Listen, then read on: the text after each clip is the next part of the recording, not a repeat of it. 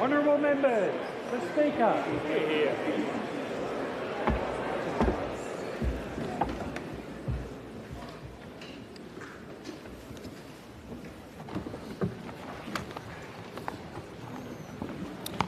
I give the call to the Honourable the Leader of the Opposition.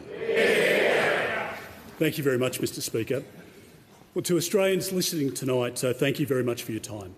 Soon you'll have a say in determining the future of our great country. We live literally in the best country in the world, and we're the beneficiaries of what our forebears have built and defended. We love this country because it has forged us into a remarkable people. We're compassionate, we're stoic, we're fair, and we're quietly patriotic. We cherish this country because it affords opportunities like no other. But only, and I stress this point, if we're governed well. When Australia is governed badly, dreams and ambitions become beyond reach. And that's what's happened during the last 3 years of the Albanese government. In my travels across the country, Australians tell me that they're working hard, but they're not getting ahead. In Perth, a mum in a grocery store, in tears, told me how her husband and children couldn't keep their heads above water with the bills stacking up. In Adelaide, I spoke with a food manufacturer whose electricity prices had gone up by about 300%. In Victoria, I spoke with a supermarket employee, a woman in her 60s, who had a machete held against her throat during a robbery. In Brisbane, I listened to a young couple in their 30s who have moved back in with their parents because they simply can't buy a home, even though both of them are working overtime. Now, such stories have now become commonplace across our country. Stories of rent and mortgage stress, stories of power, shopping and insurance bills going through the roof, stories of home ownership being out of reach for so many, and stories of it being increasingly difficult to see and to afford a GP, and stories of crime on our streets. For so many Australians, aspiration has turned to anxiety, optimism to pessimism, and national confidence to national uncertainty. The truth is Australians can't afford 3 more years of the Albanese government. Yeah. Now, every election is important, but this election does matter more than others in recent history. It is a sliding doors moment for our nation. A returned Albanese government in any form won't just be another 3 bleak years. More economic mistakes will take a lot longer to recover from. Setbacks will be set in stone and our prosperity will be damaged for decades to come. But you have the power to change the path our country is on. You have the ability to reverse decline, and you have the opportunity to get our country back on track. You can do that by voting for your Liberal or Nationals candidate so that a new Dutton coalition government can be elected. And at this election, the choice could not be clearer. Tonight, I'll outline the choice Australians face at this election and our plan to fix Labor's mess. We have a positive plan to deliver: a stronger economy with lower inflation, cheaper energy, affordable homes, quality healthcare and safer communities. A plan to help you and your families. A plan to bring about a stronger, safer and better Australia. A plan to usher in more confident, resilient and self-reliant people right across the country. And we need to accept that we live in a more dangerous and disruptive world. And to these ends tonight, I will announce new policies that a coalition government would implement. Tonight, I commit a coalition government to the following. We will introduce 4 critical pieces of legislation on the first sitting day in the next parliament. 1, the Energy Price Reduction Bill. 2, the Lower Immigration and More Homes for Australians Bill. The Keep Australians Safe Bill. And the Guaranteed Funding for Health, Education and Essential Services Bill. This is my signal to the Australian people of what my priorities will be in government. In his 4th budget, like the previous 3, the Treasurer again painted a rosy picture of the economy. But Australians aren't silly. Your bills tell the true story of Labor's cost of living crisis. And here's the facts of the Albanese government's economic record. Rents are up by 18%, housing is up by 14%, Groceries up by a staggering 30%. Electricity is up by 32%, and insurance is up for many households and businesses by 35%. Australians have experienced the longest household recession and the worst collapse in living standards in our country's history. Under Labor, interest rates have gone up 12 times, but only been cut once, and they've stayed higher for longer compared to other comparable nations. This budget makes clear that Labor was only able to deliver 2 surpluses, piggybacking off the former coalition government's strong economic management, as well as record commodity price windfalls. And now the outlook is one of deficits as far as the eye can see. For 3 years, Labor peddled the lie that they inherited $1 trillion of debt. Yet in the budget papers that we saw on Tuesday night, they confirm that the Labor Party will burden Australia with $1 trillion of debt as of next year. Tuesday's budget was one for the next 5 weeks, not one for the next 5 years. It was a shameless election voting exercise, not a plan for our country's future. It was about saving Prime Minister Albanese, not about you, and certainly not about safeguarding our nation. Jim Chalmers' so-called tax cut top-up is simply a tax cut cop-out. It's a cruel hoax. Now, Labor will spend $17 billion of taxpayers' money to give you back 70 cents a day in 15 months' time. And yet a family with a typical mortgage under this government is $50,000 worse off. I think it's insulting, to be honest. Now, we oppose these tax cuts and will repeal them because we think there's a better way to provide assistance to Australians. We will provide immediate cost of living relief for Australians. A coalition government will halve the fuel excise for 12 months and then we'll review it. And we'll make sure that that comes in on the first day that our parliament sits. For a household with 1 car filling up once a week, that's a savings of about $14 a week, or around $700 over the year. For a household with 2 cars filling up once a week, that is a savings of $28 a week, or around $1,500 over 12 months. Compare that to 70 cents a day in 15 months' time. Now, working with industry will ensure that heavy vehicle road users also benefit from this measure, and we'll make sure the ACCC will ensure that the fuel excise cut will be passed on in full to consumers. The policy will cost $6 billion. Amidst Labor's cost of living pressures, charities are experiencing increased demand, including from Australians who never previously relied on that support. To scale up assistance and provide immediate relief, we will commit $50 million for food charities like Food Banks, Second Bite and Oz Harvest to expand their services and to include school breakfast programs. They approached the government with this plan and it was rejected in this budget. Of course, to get out of Labor's economic mess and to tackle Labor's cost of living crisis, we need hard decisions and a proper plan. The coalition government will do 3 things. First, we will rein in inflationary spending. We will reduce the cost of energy. And third, we will strengthen the economy so that it works for you. I just want to address each of those aspects in turn. Mr Speaker, over 3 years, the Albanese government has increased spending as a share of the economy more than any government since the recession of the 1990s.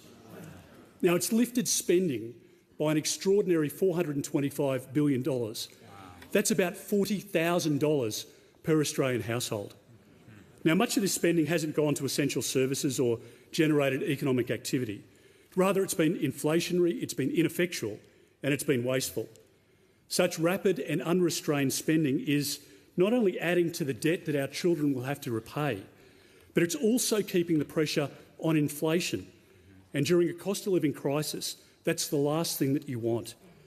And the Reserve Bank Governor has independently pointed out this great failing in this bad government.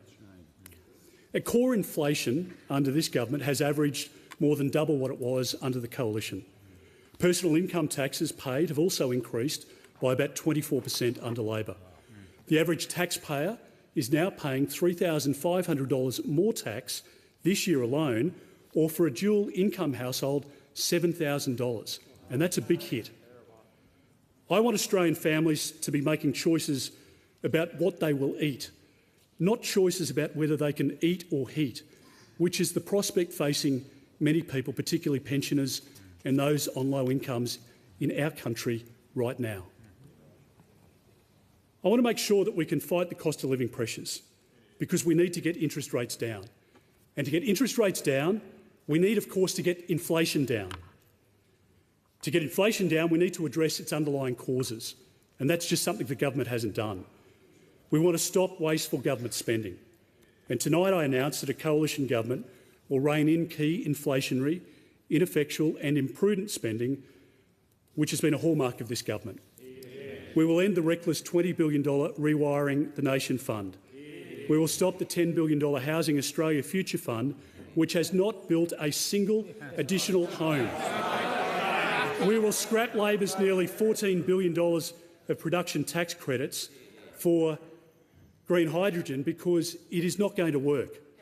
We'll reverse Labor's increase of 41,000 Canberra public servants because it will save about $7 billion a year.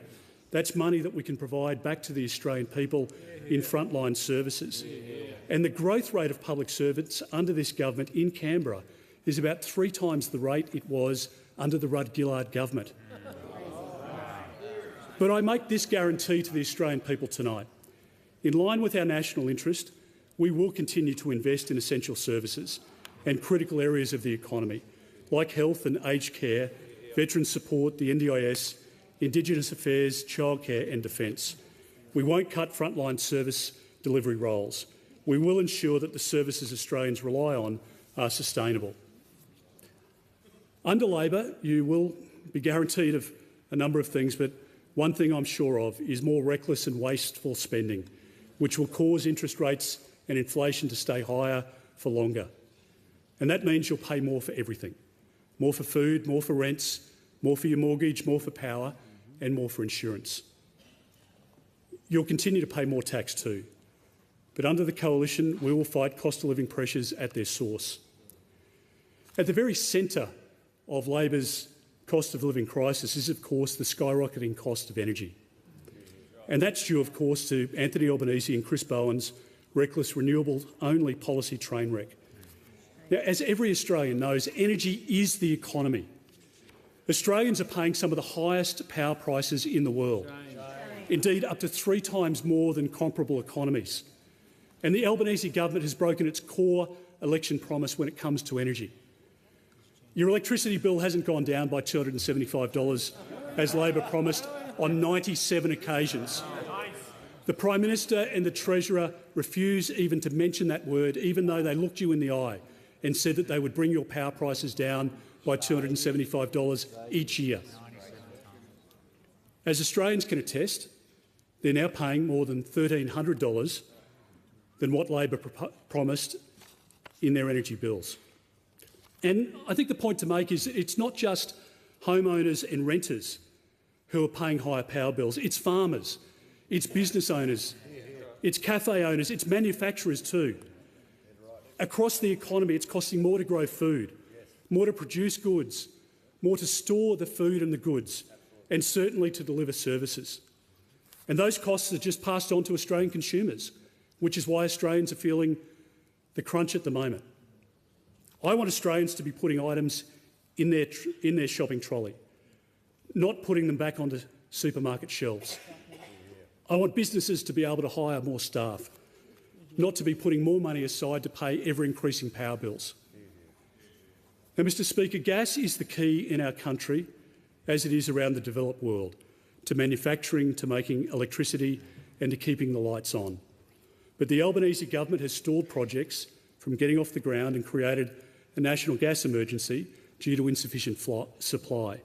We now know that in our country, Victoria is about to spend money building an import terminal to bring gas in to Victoria, to import gas into Victoria.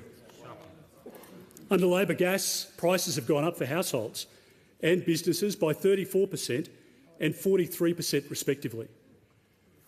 The Coalition understands what Labor won't. You can't run a full-time and functioning economy using part-time and unreliable power. Under Labor, the energy crisis and therefore your pain will continue. Bills will keep going up because the cost of putting out 28,000 kilometres of new transmission lines will just be passed on to Australians. Our energy grid will become more unstable with a greater reliance on sometimes on power, which equals blackouts and brownouts. And you can expect a lot of energy rationing in Australia under an Albanese government re-elected. Under the Coalition, energy will become affordable and reliable again. We will use a mix of technologies, which include always-on power, to firm up the renewable, sometimes on power.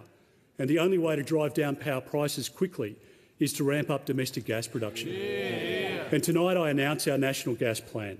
This plan will prioritise domestic gas supply, address shortfalls and reduce energy prices for Australians. This is all about ensuring Australian gas is for Australians. We will immediately introduce an East Coast gas reservation. This will require a proportion between 50 to 100 petajoules of spot cargo exports to be delivered to the domestic market. This will secure an additional 10 to 20% of the East Coast demand, gas which would otherwise be exported for use in other markets by consumers in those countries. But our gas needs to be first and foremost for our people. Gas sold on the domestic market will be decoupled from overseas markets to protect Australia from international price shocks, and this will drive down new wholesale domestic gas prices from around $14 per gigajoule to under $10 per gigajoule. And this is just the start. We will immediately audit development-ready projects with a focus on the southern states.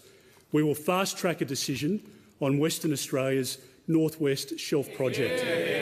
The government has delayed a decision on that project conveniently until the 31st of May, which happens to be after the election. So good luck in WA. We will halve approval times. We will defund the activist-led Environmental Defenders Office, which has been disgraced and which has obstructed projects. We will accelerate new investment into gas projects by reinstating a $300 million strategic basin plan and include gas in the capacity investment scheme. We will invest $1 billion into a critical gas infrastructure fund and increase gas pipeline and storage capacity. We will put in place use it or lose it stipulations for gas drilling companies, so offshore gas fields are not locked up for years. And we will ensure that we have a fit-for-purpose gas trigger to safeguard supply. This plan, Mr Speaker, will lower wholesale gas prices, which will flow across the economy. Our National Gas Plan is expected to push prices down for new gas sales to below $10 per gigajoule, compared to the $14 in the market today. Energy prices will always be lower under a coalition government. A coalition government will also secure our nation's energy security for decades to come and over the longer term.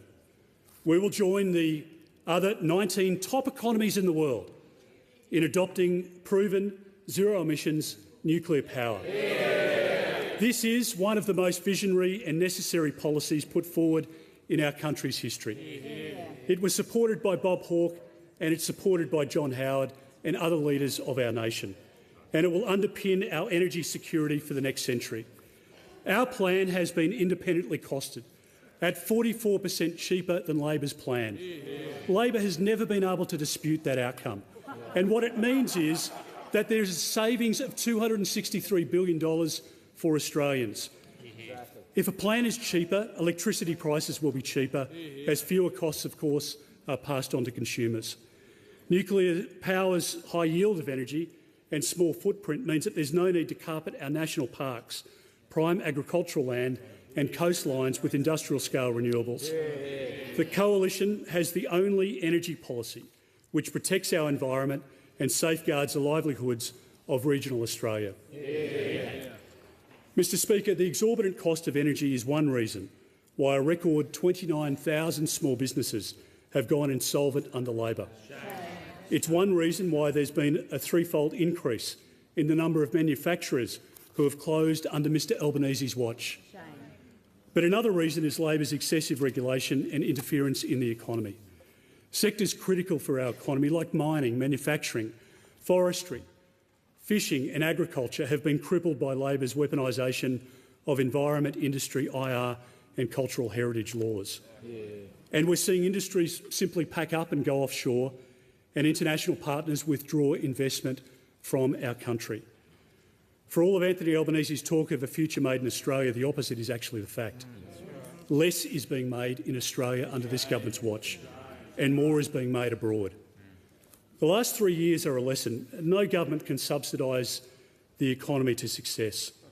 Under Labor, we'll continue to see a hollowing out of our economy. Industries and businesses will continue to collapse in record numbers or simply move operations offshore, which means that we lose those jobs. Under the Coalition, we will build a stronger economy, not only by getting power prices down, but also by ripping up as much red and green tape as possible. Tonight I commit to removing regulatory burdens where we can, where there's duplication across local, state and federal government during a first-term Coalition government. My intention is to make Australia a mining, agricultural, construction and manufacturing powerhouse once again. The revenue generated from these revived sectors will create more money to build new infrastructure, to fund health and education and, importantly, to equip our defence forces. In addition to backing our natural strengths, we will encourage new areas of the economy, like artificial intelligence, like automation, like cybersecurity and space, bio and nanotechnologies. AUKUS too has the potential to foster a new arm of our economy and transform our civil industrial base. We will spend taxpayers' money wisely in a manner which has an economic multiplying effect, a way in which it generates productivity and can attract new investment. And that's better for you, for your family, and it'll create jobs for your children and grandchildren. And we will curtail union militancy in workplaces. We will revert to a simple definition of a casual worker, the corrupt and disgraced CFMEU, which has donated $11 million to the Labor Party, that in turn has seen the Labor Party turn a blind eye to them and their illegal conduct. It will be deregistered. And the construction industry watchdog will be restored so that we can have safety again on big building sites. New anti-racketeering laws will be legislated, and a dedicated Australian Federal Police-led task force will tackle the criminal elements in our building sector that are ripping off Australians and undermining productivity. Prime Minister, I would never tolerate seeing a member of a union, or any person for that matter, kicking a woman on camera and not even commenting in relation to it. It was a disgrace, and it was a disgrace that this government allowed it to happen. And it's a common practice from the CFMEU. Reviving growth, Mr Speaker, also means having the back of small business, including tax relief. We've got tax relief coming for small business. We will increase the instant asset write-off from $1,000 under this government to $30,000, and we're going to make that arrangement ongoing. We'll provide a deduction of up to $20,000 per year for small businesses for business-related meal expenses, which is also a much-needed shot in the arm for struggling cafes, restaurants and pubs. If your kids or grandkids work in a local cafe or in a local pub or club, this will see them get more hours and have more secure employment. It will allow a local real estate agency or a builder to take staff to a local cafe to celebrate a big sales event or simply to say thank you to their hard-working employees. It creates jobs and it supports the struggling hospitality sector. I want small businesses to be taking risks, calculated risks, not shutting up shop. Reviving growth and preparing our economy for the future also means supporting skills development. Tonight I announced that a coalition government will set a target of 400,000 apprentices and trainees in training across Australia. Our plan is to restore targeted and proven incentive payments for employers to hire and train an apprentice. We will provide small and medium businesses with $12,000 to support them to put on a new apprentice or trainee in critical skills areas for the first 2 years of their training. It will have a particular focus in the building and construction sector. Mr Speaker, addressing Labor's cost of living crisis and energy crisis is just the start. In its first 2 years, the government brought in 1 million people through the migration program. That's 70% more migrants than in any 2-year period in Australia's history. And of course there'll be consequences. And yet, after 3 years in power, the Albanese government hasn't delivered a single additional new home built under its failed housing policies. Australians are generous and welcoming people, but they want migration to be sustainable and the government to be in control of it. Labor is neither in control of migration nor has it kept migration at sustainable levels, and Australians know it. I don't want young Australians locked out of the property market or having to rely on the bank of mum and dad. I want to see fewer Australians homeless and more Australians in homes. Mr Speaker, under Labor, migration will continue to put pressure on housing, on infrastructure and on services. But under the Coalition, we will cut the migration intake to free up housing and restore the great Australian dream of home ownership. We will cut the permanent migration program by 25%. We will ban foreign investors and temporary residents from purchasing existing Australian homes for a period of 2 years. We will set stricter caps on foreign students to relieve stress on rental markets. And we will invest $5 billion in essential infrastructure to get stalled housing projects up and going. And it's going to create 500,000 new homes. We'll allow for first home buyers to access up to $50,000 of their super for a home deposit because it's better to get into a home sooner. When a government doesn't have any achievements to speak about, which is the reality for this government, it resorts to smears and scare campaigns. There's no greater sign of the Albanese government's desperation than its Medi-Scare campaign, Labor's third attempt in less than a decade. But while Labor peddles falsehoods, we'll remind Australians of the facts. On this government's watch, bulk billing nationally has fallen by 11%. There's 41 million fewer bulk billing episodes with GP services under this government. And more than 270 GP practices have closed under this government's watch. Australians should never have to choose between seeing a doctor or paying their bills.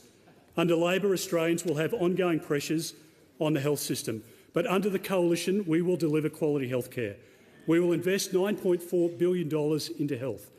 That includes incentivising junior doctors, as I announced last year, to work as GPs to address the current shortages at your local clinic. We will boost Medicare bulk billing. We will invest in hospitals, especially in high population growth areas where there's the biggest strain on services. We will guarantee cheaper medicines and lower the pharmaceutical benefits scheme co-payment to $25, and we'll invest $500 million into women's health. And we'll double the subsidised mental health sessions from 10 to 20 and make this arrangement permanent. Many young Australians require access to mental health services in any given year. And tonight I announced that a Coalition government will invest an additional $400 million into youth mental health services. We will expand the remit of the National Centre for Excellence in Youth Mental Health, which I created in 2014, into a national institute. We will boost regional services and expand treatment to Australia at the forefront of youth mental health treatment in the world. We will continue to support the world-leading Medical Research Future Fund, which I established as the then Health Minister. There is now more than $20 billion in that fund, and it's providing support to our specialists all around the country, to scientists, to researchers, to labs, all of them working on incredible projects, and that funding will continue to provide them with support and Australians with hope. Mr Speaker, in my travels across the country, Australians tell me they've never been more worried about crime and division in our community. It started with the Prime Minister's Voice referendum, which sought to divide our country by ancestry and race. He then left a vacuum of leadership following the crime wave in Alice Springs and the anti-Semitism on the steps of the Sydney Opera House. All too often the Prime Minister is too weak, too late and too equivocal. This government has released 300 hardcore criminals from immigration detention into the community, with more than a third having reoffended against Australian citizens. It granted tourist visas to 3,000 people from a terrorist-controlled war zone conducted without security checks that should have been put in place. It's failed to deter people smugglers trying to reach our shores by illegal boats. It's turned a blind eye when our military personnel have been endangered, and it didn't stand up for our country when Chinese communist warships entered our waters without notice. And it relied on Virgin Australia pilots to alert us to the Chinese Navy's live fire exercise off our coast. Australia should be a country where people live without fear and without worrying about the future. Under Labor, you'll get the same weakness of leadership that has compounded crime and emboldened anti-Semitism on our streets. You'll get a nation that is less safe and less secure. But under the Coalition, we will provide the moral and political leadership needed to restore law, order and justice. Yeah. We will establish a dedicated anti-Semitism task force to turn the tide of this scourge of hatred. Every Australian should be equally treated. We will work with states and territories to develop national uniform knife laws. We will toughen bail laws to stop domestic violence offenders. We will again stop the boats, just as we did in 2013, and we will again deport dangerous non-citizen criminals, just as I did as Home Affairs Minister in cancelling 6,300 visas of murderers, of sex offenders and drug traffickers, something this government hasn't continued. We will again invest in defence to play our part as a credible partner to deter aggression and to maintain peace. We've already committed to $3 billion of additional funding to reinstate the 4th Squadron of the F-35 Joint Strike Fighters cancelled by Labor. Our plan is to energise our domestic defence industry and to retool the ADF with asymmetric capabilities to deter a larger adversary. Mr Speaker, during the election campaign we will announce our significant funding commitment to defence, a commitment which, unlike Labor's, will be commensurate with the challenges of our times. The Prime Minister of our country and the Deputy Prime Minister, the Minister for Defence, tells Australians regularly that we live in the most precarious period, the most dangerous period since the end of the Second World War. What leader of a country says that and then doesn't do anything about it? We will nurture pride and unity in our country. We will provide support to the Australian Defence Force to keep us safe today and into generations ahead, at a time when we most need it. That starts, of course, by making sure that we don't fail young Australians. And I think this is an incredibly important point.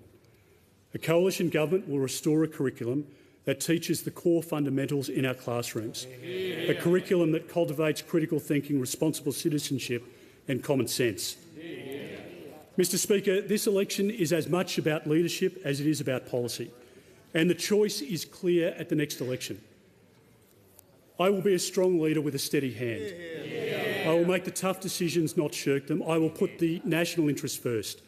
I will lead with conviction, not walk both sides of the street, and I have real-life experience to demonstrate it. As a veteran of the police force who dedicated 9 years to protecting Australians, especially women and children, a small business owner who started and successfully ran businesses, someone who came from a working-class background and knows the value of hard work and the aspiration that drives Australians, a parent, along with my wife Kiralee, who understands the family is the most important unit in our society. I want to give a shout out to Kiralee tonight, who's just had surgery on her wrist and is at home watching with Rebecca, Harry and Tom, unless maths clashes with this broadcast. I've been an assistant treasurer in our country. I've been a former Minister for Health.